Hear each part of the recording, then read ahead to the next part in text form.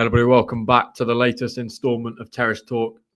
A disappointing 0-0 draw, I'd say, at Portsmouth last night for Norwich City. Of course, hoping to maintain that positive home form, though, and bounce back with a win on Sunday when they face a very tricky test. Burnley making that visit down to Carrow Road. It's a long old poke. We've done it up to Turf Moor a few times, and it never gets any shorter with that. Delighted to be joined by Joe from Turfcast. Joe, first and foremost, thanks for your time this evening. Of course, delighted to have you back on the channel after a year away, but let's get straight into it.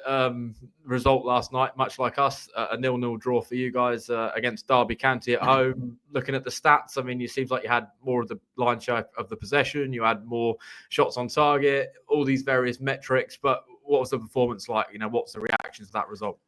Yeah, it weren't great last night, if I'm being honest with you. It was tedious. It's probably the best way of describing it. Slow.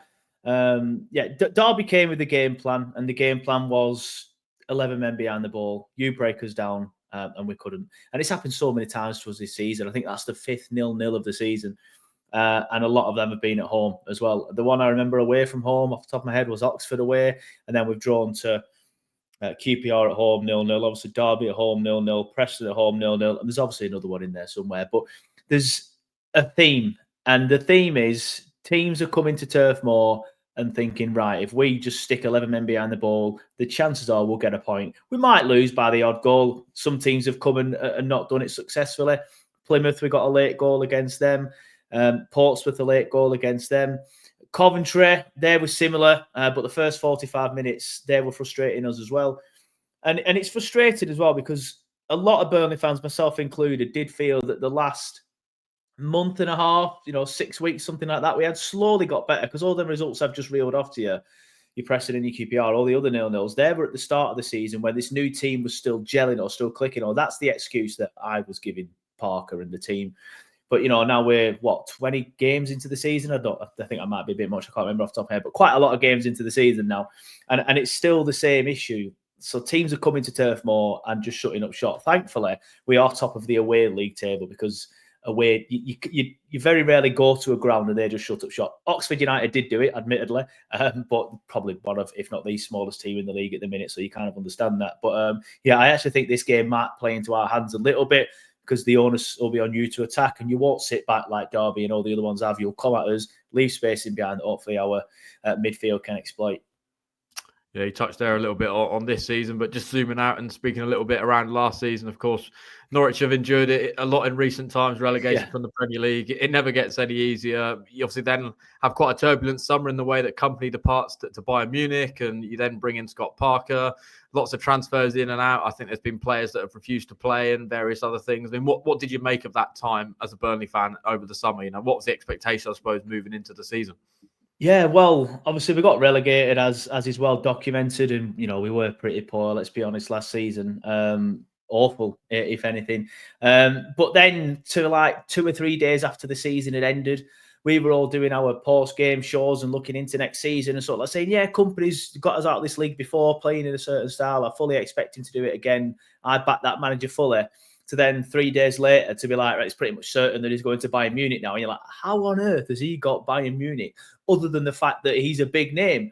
But that's the risk when a club like Burnley brings in a big name. They go on to do well and then they leave, or relatively well in Company's case. I'm still bewildered how he got that job. I've got no issues with him taking it per se. I don't like looking back at some of the things he was saying. Basically putting up a shield, protecting himself and using the 5-year plan under Company so he didn't get too much criticism from fans for last season to then jump ship. That sort of stuff could annoy a football fan, and it did annoy me. But at the same time, it's Bayern Munich, so you kind of respect it and get it. Still don't understand how he's got it. But then that happens, and you're thinking, wow, is it going to hit the proverbial fan? And then, yeah, it really did, because then you've got all these players wanting to leave. You got, like you said, certain players refusing to play. The squad is pretty much decimated. But the first couple of games of the season, we kept hold of a lot of the players, and then we smashed Luton 4-1 at Luton. We beat Cardiff 5-0 at home, and you're thinking we're going to walk the league again. And then it all just, like I said, hits the fan. we lose so many players. We bring so many in on the final few days of the season, the likes of Hannibal and Zian Fleming. We sent a helicopter down to Millwall to pick him up, to bring him back on deadline day for him to just not play in his natural position at any point yet. So, yeah, it was quite turbulent. It was quite frustrating. You didn't really know what was going on. There's been a few sound bites recently of certain players sort of like saying, I don't think fans understood just how bad that week or two was. Connor Roberts said that a couple of days ago. So, yeah, it was quite turbulent. And that's why I am one of the fans that isn't so critical of Scott Parker yet. I don't know if you've seen the stuff that I did after last night. I might look critical of Scott Parker on last night's opinions, but I do feel like last night's performance was on him and his team selection, but I'm not overly criticising him because I won't say... Fans keep using the term the rug was pulled from underneath him. That would mean that it's an intentional action by the chairman. I don't think that was the case. I think stuff happened that got away from the club, like we've already alluded to. Certain players didn't want to be here anymore. The squad was decimated. New players were brought in. We did invest. We invested a bit of money. But, yeah, it takes a while for a new team to gel. But I still think we are gelling, and that's a worry thing because, like I said, we're 20 games into the season now, 18 with this new squad if you discount the first two, and we still look a little bit disjointed at times, and that's the main worry for me. Yeah, you touched on him there, Scott Parker. I was sort of going to ask you about maybe his style of football. Are Burnley fans buying into it? Because you speak to Bournemouth fans, you speak to Fulham fans, and they maybe criticise him and his style, but ultimately it's effective. He got both those sides out of this division into the Premier League, and for us and you guys, that's where the club needs to be in terms of where the finances are at. So yeah, you sort of allow for that style of football if he gets you the end goal of the Premier League? If we're winning matches, the style doesn't overly bother me, if I'm being honest. We had Sean Dyche football for 10 years, just under 10 years. They're not the same, I'll be honest, but Sean Dyche gets criticism for being too negative. I do think Scott Parker can be a little bit more negative, if anything, than Dyche. But just going off what the majority of fans were saying last night, I think there is a bit of a criticism from Burnley fans regarding the style of play.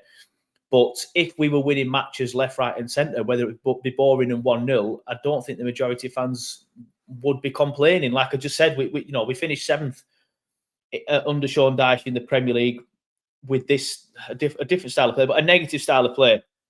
Anti-football, it used to get called, did Sean Dyche's style of play. And we loved it because we were going to these big Premier League grounds and, frustrating them and coming away with a 1-0 win or a draw and ended up finishing 7th. Nobody complained at all because we were doing well.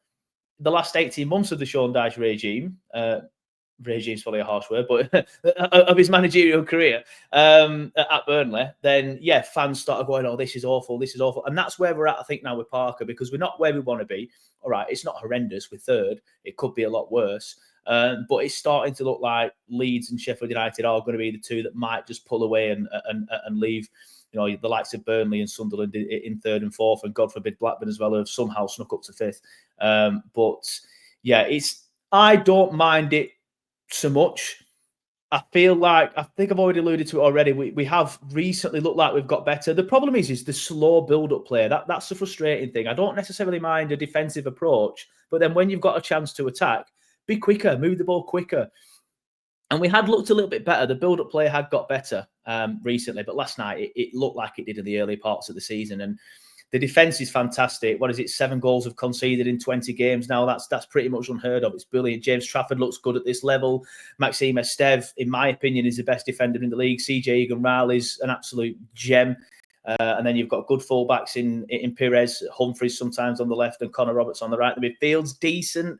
Can look a little bit disjointed at times, but the main issue, as you can probably tell with the stats and how many goals we've scored, is that front line. We do have some injuries to our main strikers and things like that. And like I've alluded to already, Zian Fleming is a number 10, but he's been playing as a striker because Parker obviously doesn't trust Jay Rodriguez and Andreas Hotondre to play in that position maybe 3 times a week. And yeah, it's the front 3 that's the issue, and that's why we are where we are, and not why we're in the top 2. Because when you look at the defence, it's a top 2 defence, probably a title-winning defence, but we're just not scoring enough goals and putting enough teams to bed, unfortunately. Yeah, I suppose that's highlighted. 13 clean sheets in 20 games is, completely unheard of in this division, given how difficult it is. Notoriously, even in kind of these difficult away games and having to weather different storms, and the fact you're keeping clean sheets is obviously a recipe to success. I mean, you sort of touched on a lot of the strengths there and a lot of the weaknesses, but in terms of potential joy Norwich could potentially exploit, I suppose, on Sunday? Is there any areas in that defence that is a weak point that Norwich could get any joy out of? Because I suppose looking in from afar, it feels quite difficult. In the defence, no, like it's pretty much perfect. Like it's obviously not perfect because we've conceded 7 goals. If it were perfect, we wouldn't have conceded. It depends whether CJ Egan-Riley's back because he's missed the last couple of games. Okay, even then we've only conceded the 1 goal in them 2 games. But if you watch that goal we conceded against Middlesbrough back, it was actually a catalogue of errors. So I can't remember who their player was, but their player picks the ball up in between the sort of like in between the lines between the midfield and our defence. Maxime Esteve, who I have just loaded as best defender in the league, but even he makes mistakes. He then gets attracted to the ball, leaving space in behind him. The ball's played through. Bashir Humphries just caught ball watching. John Egan, who I think that was his first start for the club ever, who's had like 18 months out for injury. I don't know why Parker decided to start him in such a big game. He's caught playing him 3 yards offside. So there are chinks in the armour, but it's not a case of target this area, target that area. It's more a case of you might catch us lacking. But my worry again against you guys is I don't know if you still are, but you were the best attack in the league. Obviously, you've had a couple of games now where you haven't scored, so I don't know if Middlesbrough have just slightly overtaken you a little bit. Maybe not because they've only scored 2 in their last couple of games. But my worry is against a team as good as you guys going forward, then yeah, you might be able to catch us lacking a little bit because that goal that I've just mentioned, obviously against Middlesbrough, is against the second best attack in the league. So if the second best attack in the league can catch us, then maybe you guys can. But I don't think there's a specific area. Like I said, last season I would have said just ping balls at James Trafford's head and he will come flapping. But he's looked brilliant this season, to be fair. So yeah, I don't think there really is a chink in the defensive armour. Yeah, it's going to be an intriguing battle. Top goal scorers versus best defence. Someone's got to come out on top. As you sort of mentioned there, Trafford's having a good season. There's a lot of players in that Burnley squad which are well seasoned in the Championship. The likes of Brownhill, who I think is having another good season, 6 goals and 2 assists. Cullen's obviously a side, part of that side that went up. Yeah. Who's maybe the key player for the Norwich fans should be aware of, and that this Norwich squad should be aware of on Sunday? I think our key player is Josh Cullen. When he plays well, we play well. You mentioned him there. Obviously, he was part of that title-winning team, that the record-breaking team. Not record-breaking in terms of points for us. Someone picks me up on that, but the earliest promoted team since the Championship rebrand. He won the Championship Player of the Season that season because he made us tick. When he plays well, we played well. It's the same this season. He's had a poor couple of games recently. You mentioned Josh Brownhill there as well. Yes, he's okay. And I don't particularly like criticising Josh Brownhill, but I don't see how he fits into this midfield anymore because he's picked up an injury and we've recently had to shuffle the midfield. We had Jeremy Sarmiento in the 10, sort of like Josh Loren in the box-to-box that we got from Stoke last year for an absolute steal at 500k, by the way. And Josh Cullen just playing a little bit deeper. That midfield 3 is my personal favourite midfield 3. But when Josh Brownhill comes in, like last night, for example, Josh Brownhill was in the middle. He didn't do anything wrong per se. He's just not as good on the ball as some of the other midfielders. He's great at pressing. He takes a good penalty. He chips in with the odd goal. But in terms of having a creative midfielder, he's probably not the best. And that's for me why I would be looking at having Josh Brownhill a spell on the sidelines, and that potentially might even see him leave in January because I don't think he's got long left on his contract, and the club have offered him a new deal and he's not signed it yet. So we'll have to see what that does. But Josh Cullen makes us tick. So if you like that sort of player and you can appreciate that type of player that breaks play down, picks the ball up and gets it to the more creative players, you'll like Josh Cullen. But in terms of our most creative player at the minute, it's definitely Jeremy Sarmiento. He's on loan from Brighton. I didn't know what to expect of him last year because I didn't know too much about him. I know he was on loan. Apologies for swearing at Ipswich last season. But he's come in and he's done very, very well. Like last night, for example, our best chances came when he picked the ball up and ran at defenders. He didn't do it as much as you would like. Again, because I think the team selection from Parker meant that top of the midfield was a bit too congested, because we had Josh Brownhill playing in the 10, Sarmiento playing as a wide forward, but always coming into the 10 position. And then Zian Fleming playing as a striker, as a number 9, but he's naturally a 10. So he drifts down. So that middle was just incredibly congested. I can't say that word, congested. And that's the frustration with me with some of these team selections with Parker. Like we've seen that these things don't work. So stop trying to do it. And that's another thing that Fulham and Bournemouth fans said. Like they said he's got his insistence on picking his favourites and going back to certain things. But yeah, if you want a creative player, it's Jeremy Sarmiento. He'll get on the ball and try and run at your defence and try and unlock you. If you want a player that makes things tick, then it's Josh Cullen, and then pretty much anyone in the back line, because they're all absolutely fantastic at the minute. Yeah, certainly difficult trying to pinpoint anybody to sort of, I suppose, put towards you in terms of a key player, because it feels like you've got plenty. Let's turn the attention forward to the game, I suppose, on Sunday. There is a few connections between the two camps. I mean, the two in the Burnley camp, I think, have suffered a lot of injuries, maybe. Aaron Ramsey, of course, had a loan spell at Norwich. Nathan Redmond, who scored a big goal at Wembley in the playoff final for Norwich, still well loved. I know he's not quite sort of settled in at Burnley in terms of the amount of appearances due to injury, but there's obviously the one in the Norwich camp, which I'm going to have to ask you about. Ashley Barnes, a decade as a Claret, nearly 300 appearances for the club. Obviously arrived at Norwich last summer, sort of, had a fairly okay season, I suppose, under David Wagner last season. Made his first start actually last night away at Portsmouth. I imagine he'll be sort of in and around the squad on Sunday for Norwich. What sort of reaction is he going to get from those travelling supporters? I'd imagine it's going to be pretty positive. Oh, man, he is genuinely a Burnley hero. I love the man. Absolutely love the man. It's going to be so weird seeing him play against us. I kind of hope he doesn't, because I don't know if I can take it. I love him. I genuinely love him. He did so much for this football club, on the pitch, off the pitch. He's a brilliant human being. I know a lot of people give him stick outside of Burnley and outside the Norwich for being a thug. He's not like that at all. I don't know if you've met him, or obviously the club do interviews with him and stuff, and which is where I saw it.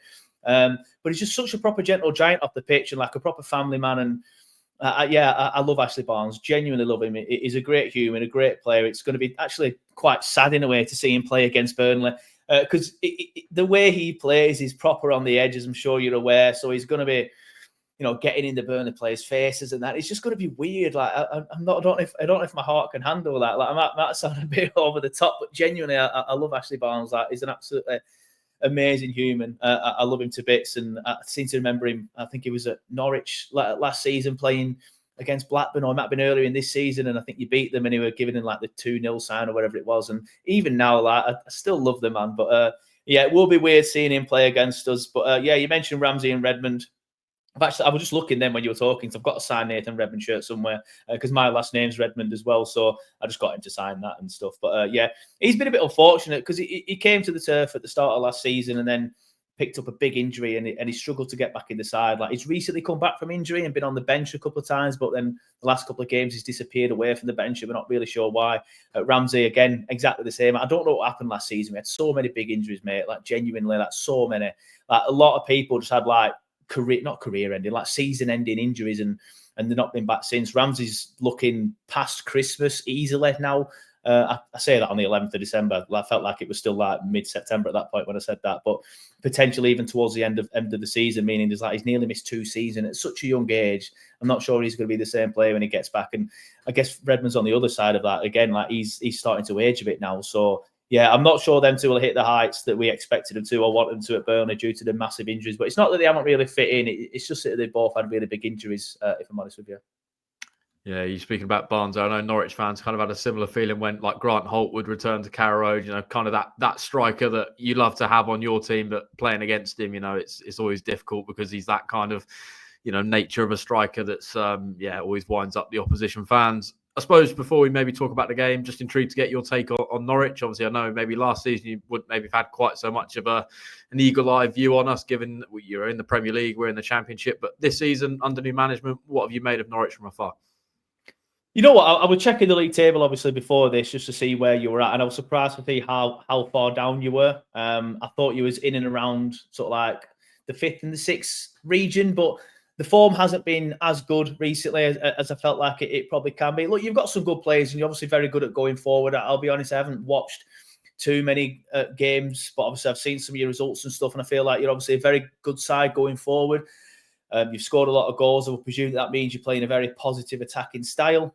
So hopefully that means we're in for an entertaining game at the weekend, because Burnley's games do tend to be the opposite. But I remember saying this to the Middlesbrough fan before we played Middlesbrough. He's like, I'm expecting a good game. All our games are good games, like maybe 3-2 Borough or something like that. And it ended up just being a typical Burnley game. So fingers crossed that, we could have more of your style of play than our style of play. But yeah, I expected you to be knocking on the door of the playoffs, and I know you're not out of it. Obviously, of course, you're not. It's December, you're 10th. I just quickly get it back up again on my screen now. You're like, what, 5 points off the playoffs. So it's not unheard of for a team in that position to put on a run. Of course, it's not and get in there. But I think you need to be getting in the top 6 this season with some of the players that you've got. I know, to be fair, you've got some injuries as well at the minute, so that probably explains the dip in form. But yeah, I think with the squad you've got, top 6 has got to be the minimum, in my opinion. Yeah, I'd agree. Yeah, home form is pretty positive. Burnley, obviously, as you mentioned, got the best away forms. So it's all set out for an intriguing game. We've mapped out a lot of the kind of statistics and variations that surround this game. I suppose with that, Joe, how do you see this game unfolding? And I'm going to push you for a prediction. Obviously, I think Burnley have got kind of the upper hand, I suppose, in recent league fixtures between Norwich and Burnley. I think Norwich has got 1 win in the last 10 league appearances or league games between the two sides. And there's been a couple of cup wins for Norwich in there. But for Burnley have always had the upper hand. Is that still going to be the case on Sunday? It's a tough one to predict because I was going into the Derby game last night with so much confidence, and it's been absolutely smacked out of me. However, excuse me, I do think this game will play into our hands a bit more. You're going to have to come at us. You have got injuries. I don't know where you're at the current state of play with injuries. I guess we'll find out more with the press conferences, either tomorrow or Friday. With it being on Sunday, obviously they might be pushed back to Friday. So we'll see. If Sargent is still out, I think that's obviously a massive miss. And you've got some other big players that are missing as well. And not a lot of Burnley fans are going to predict a Burnley win. But I'm going to. I think we're just going to get it over the line because you're going to come at us, but you're not going to have the players to be able to hurt us as much as you normally would. 2-1 to Burnley, maybe 1-0 to Burnley. You know, a typical Burnley performance. Go there, not necessarily stink the place out. I don't really like that term, but do a professional job.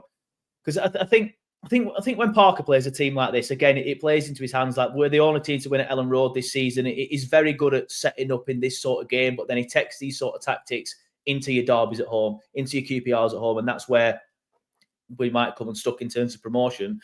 But yeah, I think this sort of game is perfect for Parker and perfect for this Burnley style of play. So to put my neck on the line, I'm going to say 1-0 to Burnley. Yeah, we'll see what we get. And just finally, Joe, do you want to plug where Norwich fans, Burnley fans can find your guys' content? Obviously, you do some pretty good stuff over there.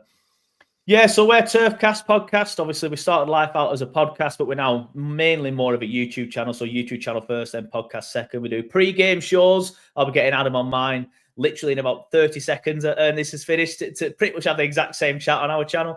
Fan reactions, they're all there from last night. Everybody whinging if you want to watch them.